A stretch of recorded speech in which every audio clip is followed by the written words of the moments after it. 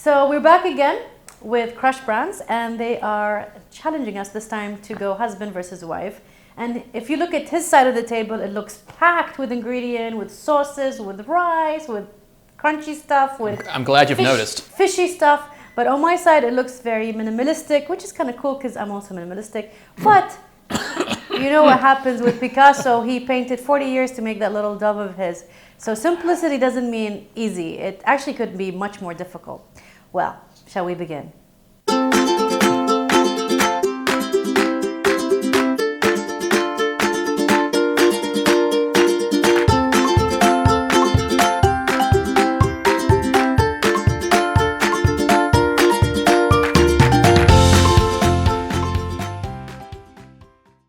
So I'm gonna start. So you're doing the vegetable spring rolls. Yes. And I've got the surf bowl pokey. So yeah, I have a lot more of ingredients compared to yours, but I think yours is probably gonna be tougher to put together. Before we kick off, I mean, we've got a whole bunch of ingredients specifically on my side. So we're not gonna list out everything that we're doing. Otherwise I'll be here for like 5 hours. But we'll put up a list of ingredients on the actual video so you can see exactly what's involved in cooking this. If you want to try and recreate this yourself, the basics we'll kind of talk you through. The recipe will be at the end. Yeah, okay? We'll take it from there. So by means of an update, what I've done so far is I've put my rice in the rice cooker. I've got 200 grams of rice, 2 cups of water, and the secret ingredient is 1 tablespoon of coconut butter, which I guess we'll see the rationale for that once we take the rice out. I'm guessing it helps accentuate the flavor. They basically prepped a lot of this stuff for me because my biggest challenge will be wrapping it and in the right shape and making sure that it doesn't fall apart. So that's probably the biggest challenge for me right now.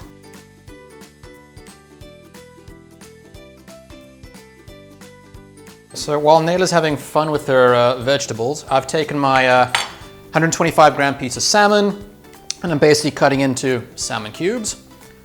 This is the protein for my dish.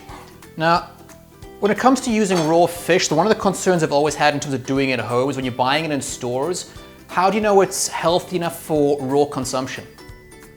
Okay, so there's a lot of different certifications you can look for. Only buy fish from a place that you trust. If you're gonna be eating it raw, don't go cheap. And then 2, if you smell the fish and it smells like fish, don't eat it. Fresh fish won't smell like fish. It will smell maybe like ocean, like it will have a very absent smell. So avoid stinkiness, sliminess.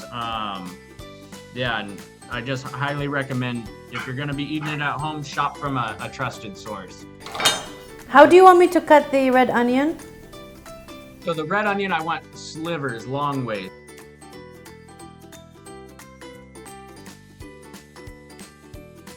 Okay, so in terms of my bowl of fish, I'm gonna add the crispy onions, the FURIKAKE, the seaweed that's been provided already.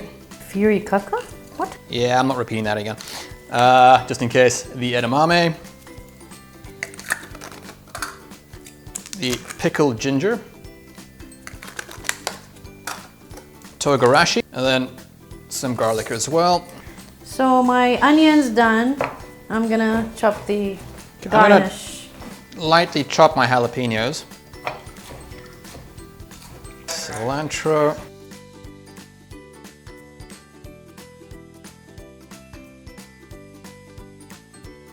So it's about 5 grams of onions. Now my secret ingredient, because I got to choose at least one secret ingredient. And to be fair, this came up very late. I've decided to go with sun-dried tomatoes. You can't go wrong with sun-dried tomatoes. They're good in everything, to tell you the truth. Yeah, exactly. There was no specific reason, because the dish is kind of sweet enough, so adding anything else that's sort of sweet, I didn't want to do. Adding anything salty, it's not really for my palate either, so I figured this is sort of a healthy medium in between.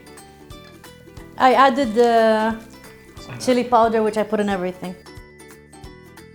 You know what I wanted to add, and he told me, ew? I wanted to add roasted cornflakes. Oh, for a crunch? Yes. Oh, that would be delicious.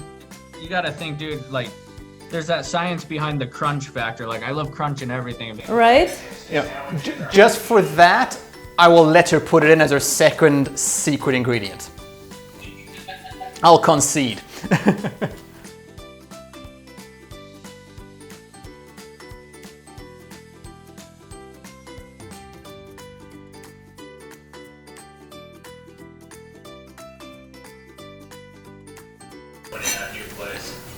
I can take my cilantro? Yes, you can come take on. all of Spring it. onions. It's not cilantro. I thought. Yeah, no, I had that before, sorry. Okay, so now I'm gonna do the soaking of the rice paper in cold water for 15 seconds. I thought it was 15 minutes. Stupid question. In terms of preserving the flavor of a pineapple, should I cut the top off first or go from the bottom if I'm not gonna use the entire pineapple in one dish? Yeah, I would start at the top. You know, what you could do is always just twist the top off and cut off as much as you need, or you can just leave the top on and cut. But it's Looks like I can just twist off. Who knew? I was just gonna cut it off. Okay, there you go. A lesson learned for the day. Cool. Now the next trick is, okay, pick it up and smell the bottom of it. I know it sounds weird. Okay, now smell the top of it. What side smells more like a pineapple? You have a better sense of smell. This side. The bottom. Okay. So that's when you know that it's ripe. So you're gonna cut from the bottom. You're gonna want to use the bottom side first. Okay. So basically, I just basically cut off a slice. So do I do them all or do I start rolling now? One, because when you lay that flat right now, look how it's bending. It's gonna continue getting softer. So I have to quickly roll. Oh no! What? Oh no! This is horrible! Oh wow. It needs a Botox job. Oh no, it's damaged. Okay. Yeah, it's getting softer. Okay, there you go. It's now flat. Do I take out the water from it? Brush it very, very lightly with your hand, and it'll almost push the water off of it. Correct. This reminds me of when we were young and we had to wrap our textbooks. You wrapped your textbooks? Yeah. Such a nerd. Okay, so now that it's I'm gonna ignore that. So now that it's flat, I'm just gonna carry on adding all my sauces first to this. ingredient used in the spring mix. So while she's doing that, I'm adding my sauces, which are the yuzu, spicy mayo, and the pineapple puree. Inside has already gone the pineapple ponzu. So that's all gonna get thrown in. And then this is gonna get, okay, that's not liquidy. Need to get a spoon for that one. Okay, and spicy mayo. So I put the lettuce thing, and then and then? I would go mango next. On top of it? Yep, on top. And then the spring mix on top of that? Yes.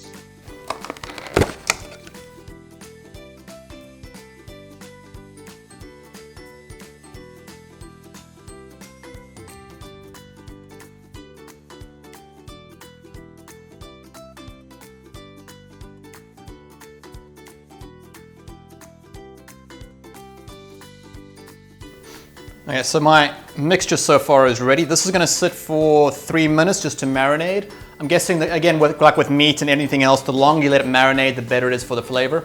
So now I have 2 ingredients left, the onion and the garlic family one, spring onion.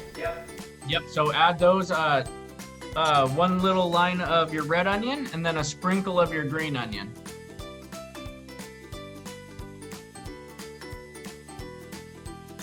Now I have to roll it.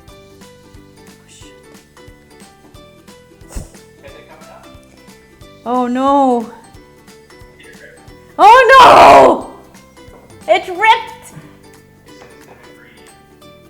It's definitely very, very finicky.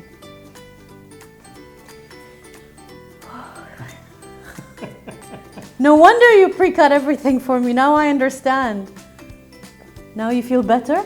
I do actually, to be fair. So who got the easiest? I thought this was rigged.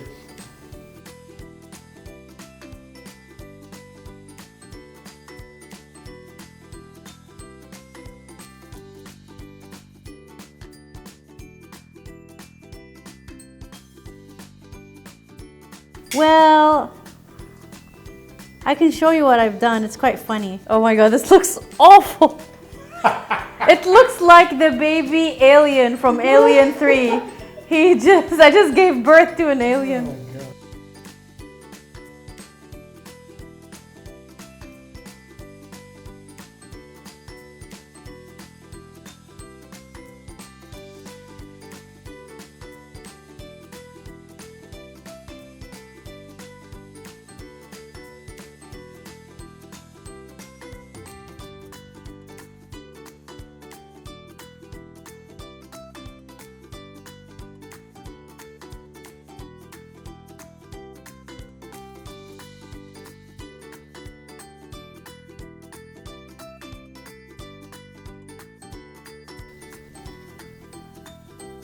Oh wow, I think I did it. Okay, now the rice is ready. Like parts of it are cold. Okay. I'll mix it up for Yeah, him. you ate from that spoon, so Oh, please so can no. you give me another one? I'll do it. It's fine. It's my challenge.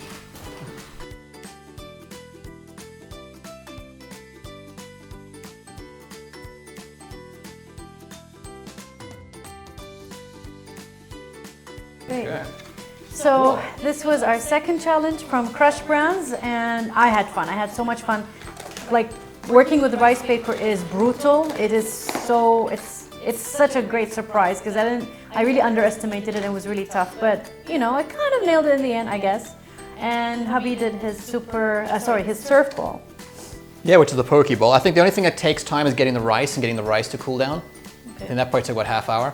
Otherwise, getting the extra mixture together, it's relatively quick and easy. Yeah, it was fun. It was different to do. We crushed it!